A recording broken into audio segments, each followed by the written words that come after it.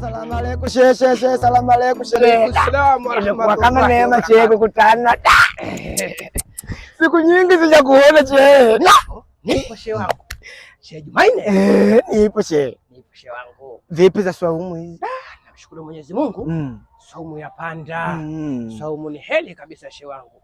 Kweli, maana siku hizi unafungia nyumbani, mtaani sikuoni. Basi kama unavyojua shehe wangu, na mwezi mtukufu tuamua tujifungie ndani kuepusha masuala matamanio ya macho. Hilo kweli jema. Unaweza kashangaa kajizuia yote.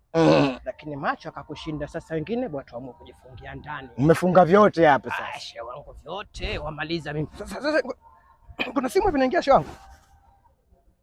Shabdallah. Shabdallah? Shabdallah anapiga simu. Neema hiyo sasa. Pokea simu hii.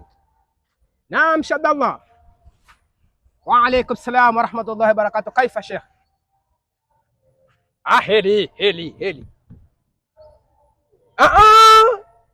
Usifanye hivyo. Shehe wangu usifanye hivyo. Utakuwa una islafu chakula riziki. Mwenyezi Mungu hataki. Unasema biliani kuku wataka kumwaga kisa leo watoto wafunga nyumbani kwako? Hapana. Hapana shehe wangu. Nakuja mimi kuchukua kupelekea wale bata wangu pale nyumbani na kuku. Sasa shehe wangu, Shehe Jumanne, Shehe Abdallah kapiga simu anasemaje?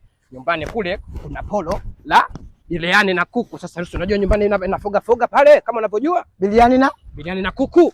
Kumpelekea kuku wewe mwenzi. Kwa hiyo sikukuu ya Eid na ile kuku mimi na mchele.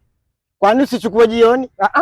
Ngoja niwahi. Anaweza akapigwa simu yule jamaa pale yule mfugaji rasi yule. Akachukua. Unanitia mashaka shehe. Unanitia mashaka shehe.